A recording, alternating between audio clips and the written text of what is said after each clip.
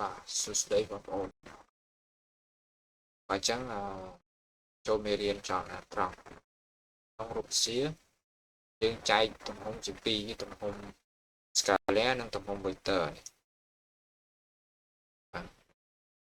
scalar ជាទំហំដែលមានតម្លៃមានតែតម្លៃទេមាន mass មាន standard ភាពទៅទំហំ vector មានទិសដៅនិងតម្លៃដែរមានសន្ទុះមានសន្ទុះមានល្បឿនអញ្ចឹងជាដើមបាទតកតង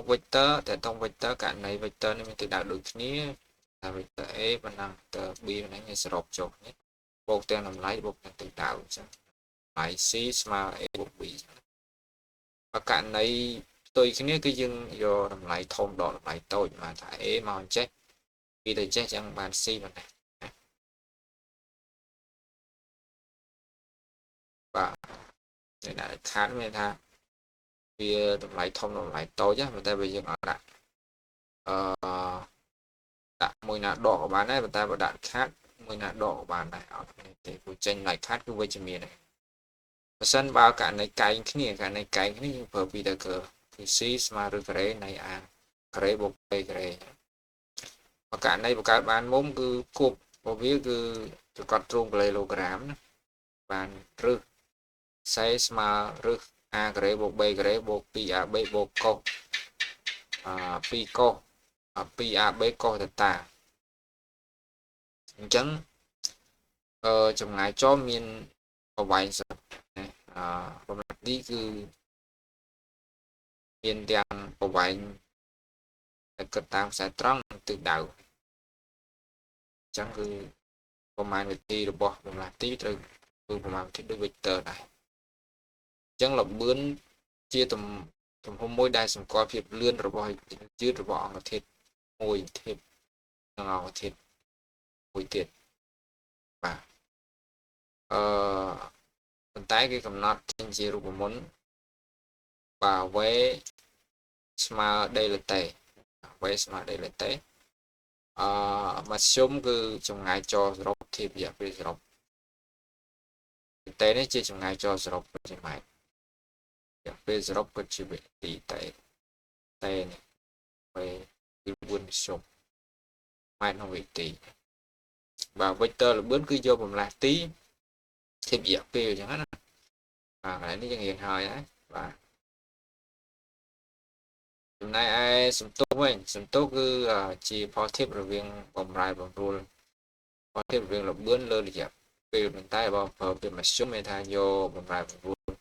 ល្បឿនធៀបបំរែរយៈពេលបំរែបំរួលល្បឿនយកល្បឿនដើមដកស្រេចដកដើមបាទរយៈពេលស្រេចដករយៈពេលដើមហើយចលនាត្រូវបានគេចែកចេញជាប្រភេទចលនាករណីដែលសន្ទុះថេករណីសន្ទុះថេគឺជាចលនាប្រែប្រួលណានេះចាត់ប្រែប្រួលចែកជាពីរគឺចលនាស្ទុះនិងចលនាយឺតបើករណីសន្ទុះសូន្យគឺចលនាត្រង់ស្មើបាទ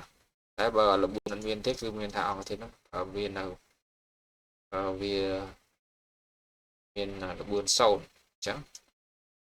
ពីរនេះគឺចាត់ចូលចលនាប្រែប្រួលហើយចលនាប្រែប្រួលវាអាស្រ័យកន្លងចលនាត្រង់ក៏អាស្រ័យកន្លងដែរបើកន្លងត្រង់គេហៅ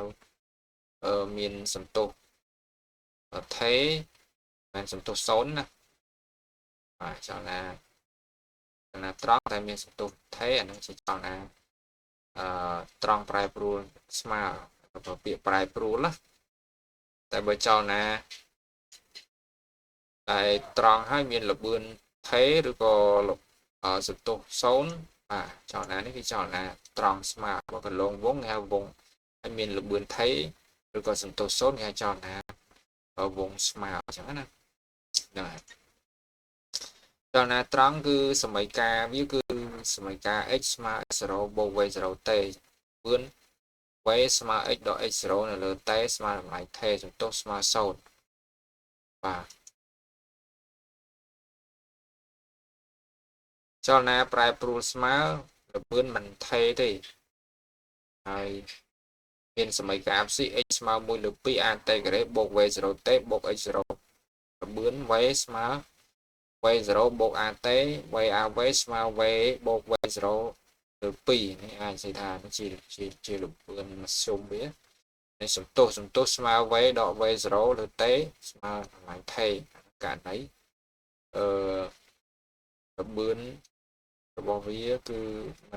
มันថេมันทำពីប្រែប្រួលយើងវាមានសន្ទុះកើតមានហើយហើយតំណាក់តំណងគ្មានពេលគឺ v ការ៉េដក v0 ការ៉េស្មើ 2ax ឬក៏ ad បាទហើយចលនាទម្លាក់សេរីគឺក៏ចាត់ចូលជាចលនាប្រែប្រួលដែរព្រោះវាមានសមីការរបស់វាដូចជាមួយនឹងសមីការ abscissa របស់ចលនាប្រែប្រួលដែរប៉ុន្តែវាដូរតែ